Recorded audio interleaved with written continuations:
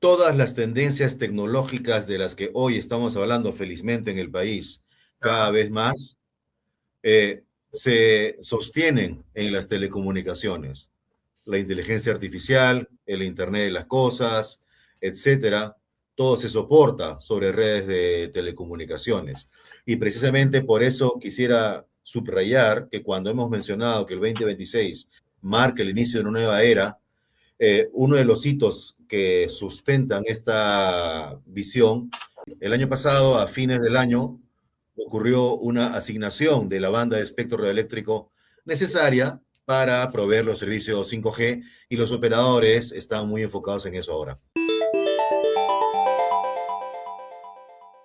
El fenómeno que vale la pena mencionar es que cuando citas a la competencia, vale la pena tomar en cuenta que si consideramos los dos grandes servicios, que son servicios por un lado y Internet fijo residencial por otro, en ambos casos tenemos una competencia muy, muy intensa.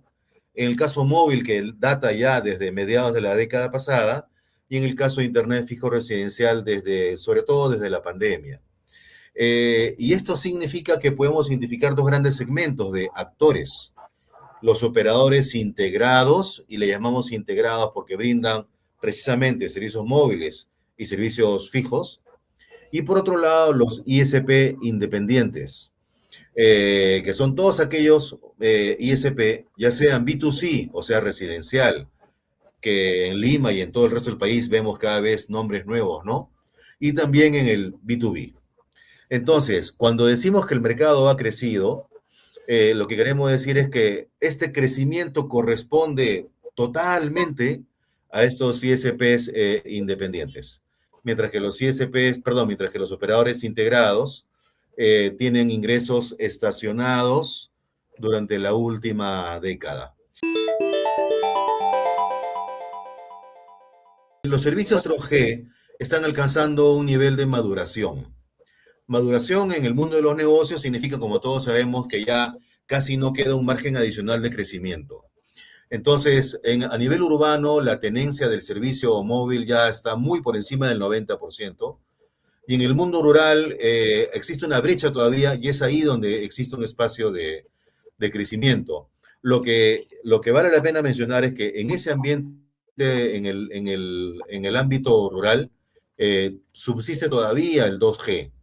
Entonces, lo primero que debiéramos pensar en el país, en beneficio de los usuarios, sobre todo, pero también en beneficio del sector en conjunto, es el apagón 2G, ya que en algún momento existan las condiciones para dejar de tener eh, un mercado con multitecnologías, porque no es eficiente para el sector la Claro. subsistencia de tecnologías como 2G o incluso el 3G, ¿no? Y que ya pueda consolidarse el 4G, con lo cual tengas el terreno más afirmado para todo el desarrollo 5G. Subsisten todavía alrededor de 8 o 9 millones de líneas móviles que son 2G. Wow, Entonces, normalmente en otros mercados, y sobre todo en el ámbito rural, ¿no? claro. Existe, en la experiencia en otros países, uno espera que el 2G de manera natural se va reduciendo, evidentemente, ¿no? Y cuando alcance cierto umbral, ya allí hay un anuncio con una programación, una calendarización para que ningún usuario sea perjudicado, ¿no? Y que todos puedan migrar de manera muy fluida con su operador de 2G a 4G. Ustedes miran las cuotas de mercado en líneas móviles. El operador número uno es Claro y el operador número dos es Vitel. Hoy día Vitel tiene una cuota de mercado cercana al 30%. Claro, es poco más del 30%. Ha ocurrido de que hace 2 años ellos fueron adjudicados con una banda de espectro radioeléctrico adicional a la que tenían. Estaban ellos un poco en desventaja. El espectro radioeléctrico, para quienes de pronto no estén tan familiarizados con el concepto, es básicamente la autopista inalámbrica sobre la cual corren los datos móviles, ¿no? De acuerdo. Entonces, le faltaba carriles de la autopista a Vitel. Entonces, fue adjudicado un par de bandas de espectro radioeléctrico que le ha dado más carriles, o sea, más capacidad. Y eso, hasta donde tenemos entendido, ha acelerado su agresividad comercial, sobre todo en el resto del país, pero sin descartar Lima, ¿eh? Eh, entonces, ya hoy día son el segundo operador. Según la información oficial que Integratel como operador ha ido difundiendo, es que está enfocándose, este nuevo accionista, ¿no es cierto?, que es un fondo de inversión, como todo fondo de inversión tiene un enfoque financiero, y está enfocándose en clientes rentables, Okay. ¿no? O lo que se suele denominar en el área comercial clientes de alto valor, Ujú. ¿no? Entonces, para recuperar el ARPU, el ticket promedio. Entonces, en el camino iremos viendo cómo se cumple esto, pero por ejemplo, lo que hemos visto en Interatel es que está tratando de fortalecer su oferta de contenidos en el servicio de TV Paga. Para los clientes de TV Paga, que es un servicio que está en declive, ha reforzado algunos contenidos, como por ejemplo el fútbol, y también los canales propios que ha tenido de siempre, etcétera, ¿no? Entonces, ese tipo de iniciativas estamos viendo en Integratel, que seguramente en el camino irán mostrando resultados. O otro dato interesante, como bien sabemos, en el mundo de la conectividad B2B, ya tenemos la convergencia totalmente instaurada. Convergencia entre conectividad, que es la porción commodity del valor entregado a la empresa corporativa, y todas las capas de servicio de TI que se montan por encima. Todo lo que tiene que ver con la nube, ciberseguridad, en fin, ¿no? Todo lo que sabemos. Entonces, Telefónica tenía una filial que se llamaba Telefónica Tech, que justamente se ocupaba de todas estas capas de servicio. Y cuando ocurre la venta Integratel, ya se convierten en empresas distintas, ya no empresas vinculadas. Entonces, Telefónica en España, que tenía todavía esta filial, ya vendió esta operación a una empresa argentina que no es la misma que Integratel, que es un fondo de inversión argentino, pero que al parecer tienen unos vínculos de negocios de otra naturaleza en otros países. Por lo tanto, ya puede darse esa sinergia de manera más fluida. Perú tiene 110.000 centros poblados. Centro poblado es una definición bastante discutible porque es muy heterogénea. Puede incluir un centro poblado con 100 habitantes, pero Lima Metropolitana también es un centro poblado con 10 millones, ¿no? Dicho esto, de los 110.000 centros poblados, alrededor de 15.000 son urbanos y todo el resto, 90.000, redondeando, son rurales. De esos rurales, 100 o menos habitantes corresponden más o menos a 60.000, ¿no? Entonces, la política pública ha estado avanzando de manera muy sólida y han habido incluso varios modelos de negocio privados, como por ejemplo el del operador de infraestructura móvil rural, combinado con esto que les mencioné hace un rato del canon por conectividad, que han ayudado, si uno mira la curva de conectividad en los centros poblados, ha mejorado de forma importante en los últimos 5 años, fruto de esta combinación de ingredientes. Pero todo tiene un límite. Entonces, digamos que con redes terrestres puedes llegar a centros poblados por debajo de 200 habitantes, ya es sumamente discutible, ¿no? Entonces, es ahí donde pueden entrar otras alternativas, como por ejemplo tecnologías satelitales. Pero en realidad, antes de eso, habría que mejorar el aprovechamiento del Internet en todos los centros poblados donde ya hay 4G. Existen una serie de casos, ¿no? Donde impacta en la productividad de las pymes, por ejemplo, porque se conectan, ¿no? O la mejora en la educación y tal, pero todavía no alcanza niveles que quisiéramos. Porque ya que estamos hablando en este entorno electoral, educación. Educación es uno de los sectores que debería explotar más el acceso a Internet.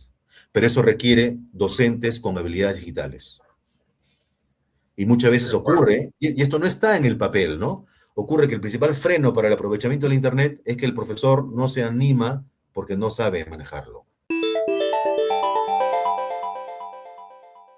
Para empezar, vale la pena destecnologizar el lenguaje desde el punto de vista de la minería, porque como sector económico tiene ciertas prioridades estratégicas, ¿no? Claro. Bueno, como país, primero, esperemos que sigamos promoviendo el desarrollo de nuevas exploraciones para poder elevar la oferta de minerales al mundo, que va a seguir aumentando. El cobre, por ejemplo, que además es un insumo para todo el ecosistema de las telecomunicaciones, ¿no? Dicho esto, sabemos que minería es un negocio donde tú no manejas el precio, porque es un commodity, lo que sí manejas es el costo. Y transformación digital en minería implica mejora de la productividad. Y lo que podríamos decir es que los objetivos estratégicos de una minera giran en torno a precisamente productividad por un lado, pero también seguridad. Sabemos que seguridad es no solamente una prioridad para las propias compañías mineras, sino a nivel regulatorio, tienen muchas exigencias de seguridad, ¿no? Porque el nivel de incidencias que pueden darse a nivel humano, fruto de la operación, históricamente siempre han sido una enorme fuente de dificultades operativas, ¿no? Y eso es algo que la tecnología ayuda. Por ejemplo, con el uso intensivo de drones para minas en socavón, ¿no? Entonces, seguridad. Y en tercer lugar, la sostenibilidad.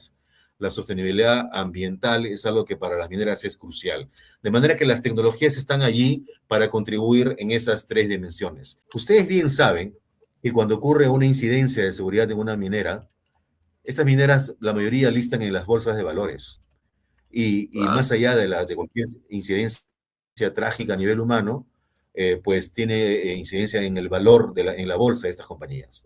De modo tal que la tecnología es un habilitador de mejoras en las condiciones de productividad, seguridad y sostenibilidad que impacta en el valor del negocio.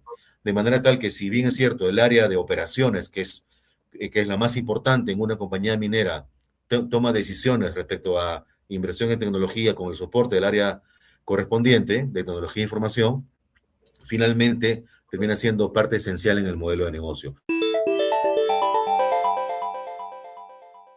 Cuando hablamos de minería estamos hablando del sector que más pesa en exportaciones y por lo Cierto. tanto, al ser el principal demandante de 5G, que lo está demandando ya, no duden ustedes que todos los operadores con 5G ya están muy agresivamente identificando soluciones a medida para la industria minera, que evidentemente al ser una industria global no ocurre solamente en Perú, ya lo vemos en otros países mineros del mundo, como por ejemplo Canadá, ¿no?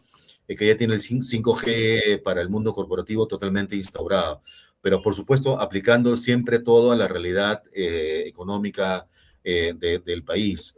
Entonces puede ser aplicado a lo largo de toda la cadena de valor, incluyendo el impacto que pueda tener a nivel de medio ambiente en un sentido amplio con las comunidades que colindan o que rodean a las operaciones mineras, ¿no?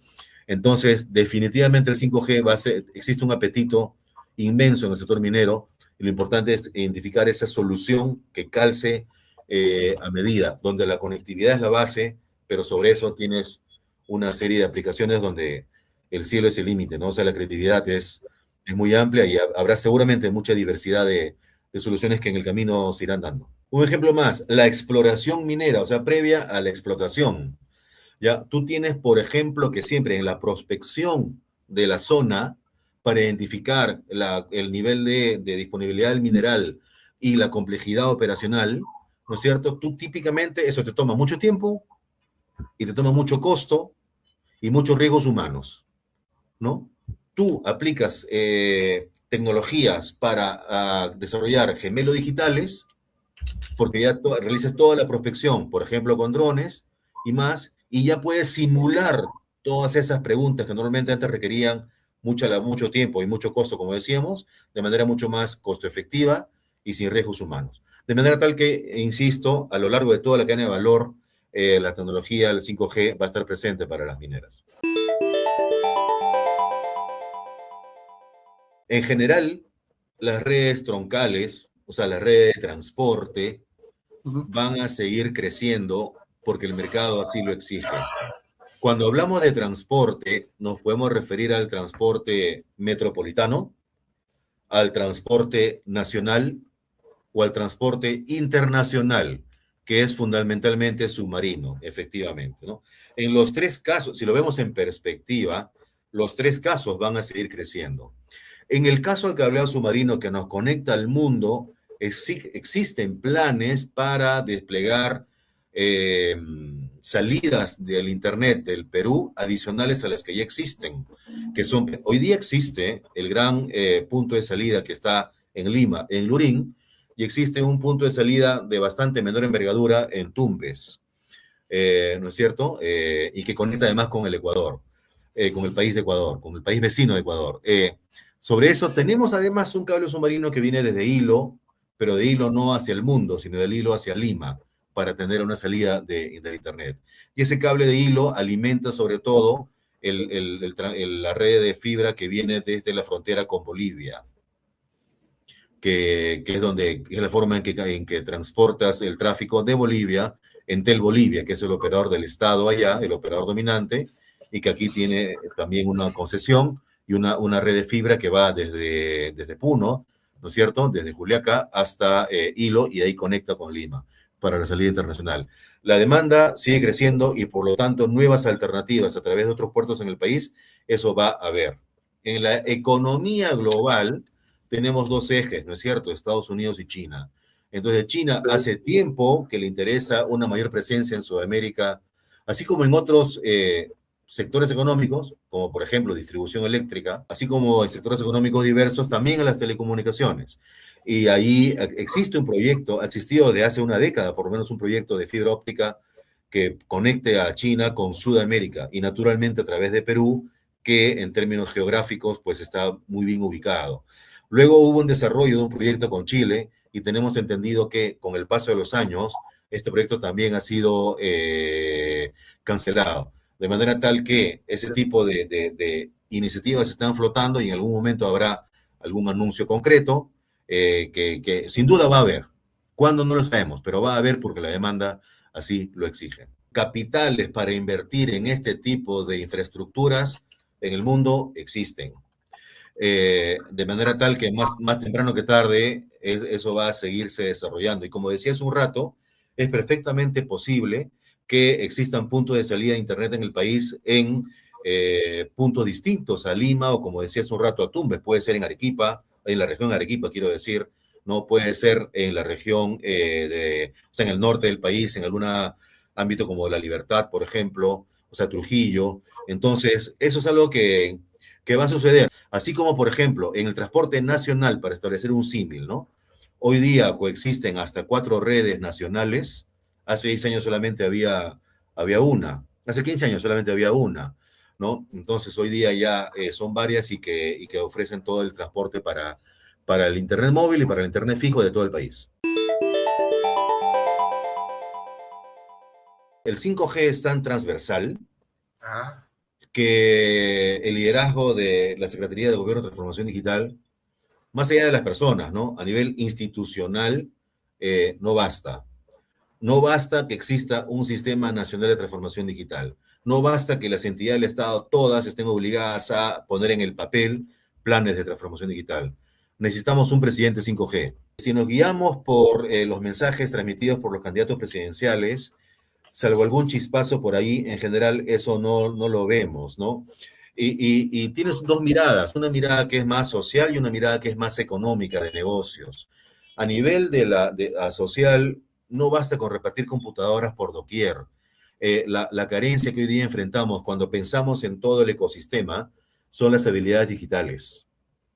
Y la Secretaría de Gobierno de Transformación Digital es a lo que menos importancia le da. Por ejemplo, Pronatel en el MTC, que ejerce rectoría sobre el desarrollo, el diseño y desarrollo de proyectos rurales de conectividad, ha estado involucrándose en proyectos de habilidades digitales. Y la verdad es que es algo que hasta podríamos decir que es bueno porque ante la carencia de que otras entidades lo hagan. Y desde el punto de vista económico, mira, la verdad que hay sectores económicos que son muy potencialmente intensivos en tecnología, ¿no? Con el sector producción, las pymes, el sector, o sea, produce, ¿no? El sector de comercio exterior, el MINCETUR, nuestra oferta exportable deberíamos trazarnos como un KPI país que pueda contener una porción con base tecnológica cada vez mayor, empezando a poquitos, pero porque como decía algún entrevistado en estos días, estas iniciativas, por ejemplo, para promover startups en el Perú, pareciera que nos quedamos en la foto de cuando se entregan los fondos no reembolsables, pero luego no auditamos si qué tal funcionó o no los proyectos respectivos, cosa que en otros países sí, vecinos, sí hacen. Hace poco nosotros hemos publicado un informe donde mostramos que la rentabilidad de los operadores móviles, que son quienes conducen el 5G, en el año 2024 fue 1%. Por dos cosas, porque las inversiones no se detienen, no pueden detenerse, ¿ya? Y por otro lado, dos cosas más. Uno, los ingresos están estacionados de los operadores móviles, digo, porque todo el crecimiento es absorbido por los ISPs independientes. Están estacionados, ¿por qué? Porque 4G ya está llegando a su madurez y los ARPUs, el ticket promedio, está absolutamente quieto. Es como si el sueldo de ellos no subiera hace 10 años, ¿no? Pero por otro lado, los gastos sí suben. ¿Por qué? Porque resulta que el churn, o sea, la tasa de los clientes que se van, las bajas están en un nivel muy alto respecto a cualquier estándar internacional. Eso desde el punto de vista del usuario suena bien porque te vas fácilmente, ¿no? De cuando un operador no te brinda un buen servicio, pero digamos que sí origina lo que se llama ruleteo, ¿no? Porque a la primera oferta que tienes te vas, y para el cliente que tiene una conducta ordenada, todo bien, pero luego ocurre este tipo de fenómenos que menciono. Y a eso le añadimos que las multas regulatorias de los IPTEL están en niveles récord de 150 millones de soles. Entonces, en ese panorama, ¿qué está ocurriendo?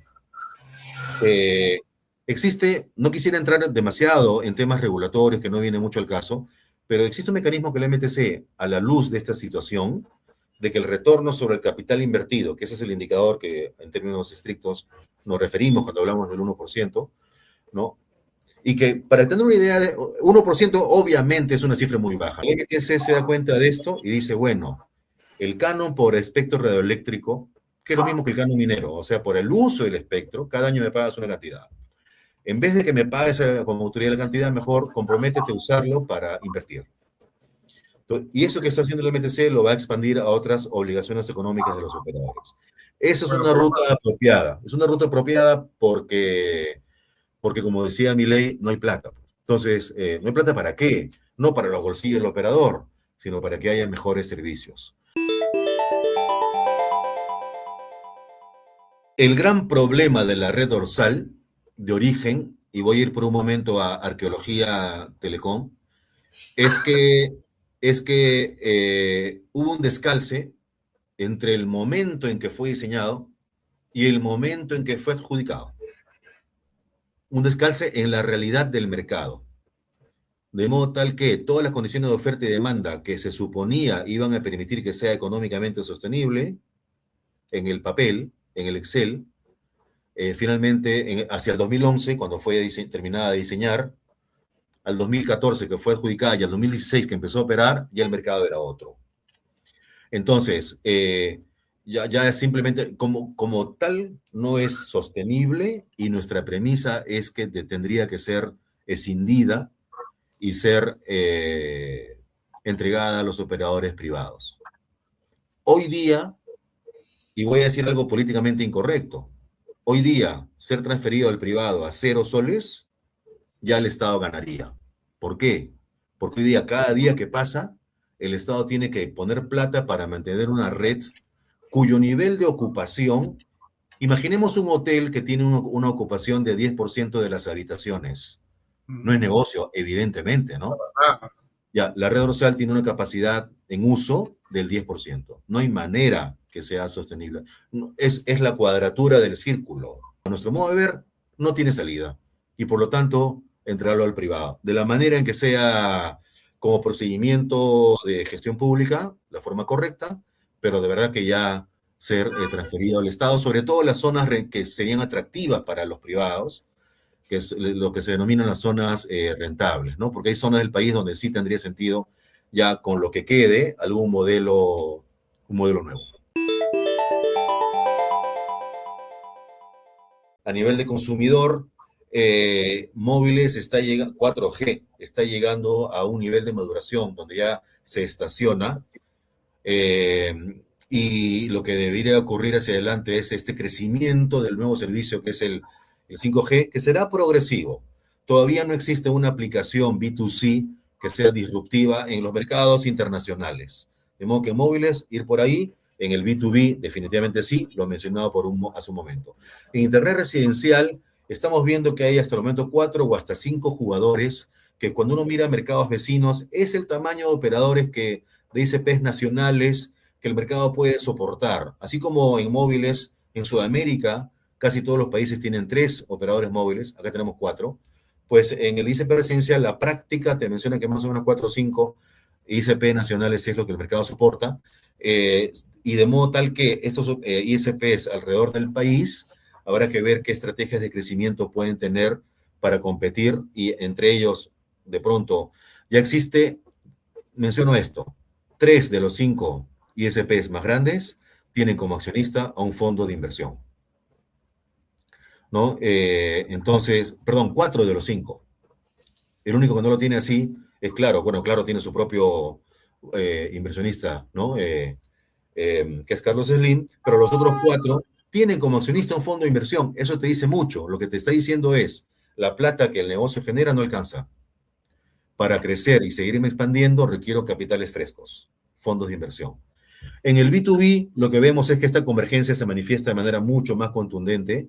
Ya la conectividad es un commodity, ¿no? De modo tal que los modelos de negocio en B2B están evolucionando hacia cuáles son esas capas de servicio TI adicionales que monto. Y en el B2G lo que vemos es que hay mucha plata en juego que está creciendo de manera sostenible. De manera que habrá que ver cuáles son esos sectores, como por ejemplo seguridad ciudadana, que es uno de los sectores más intensivos en inversión en tecnología, ¿no? De modo que por ahí ir viendo. Entonces, por ahí es donde está la plata en cada uno de estos segmentos, y con una inyección de la política pública de recursos para que los operadores puedan ir respondiendo ante este crecimiento de la demanda.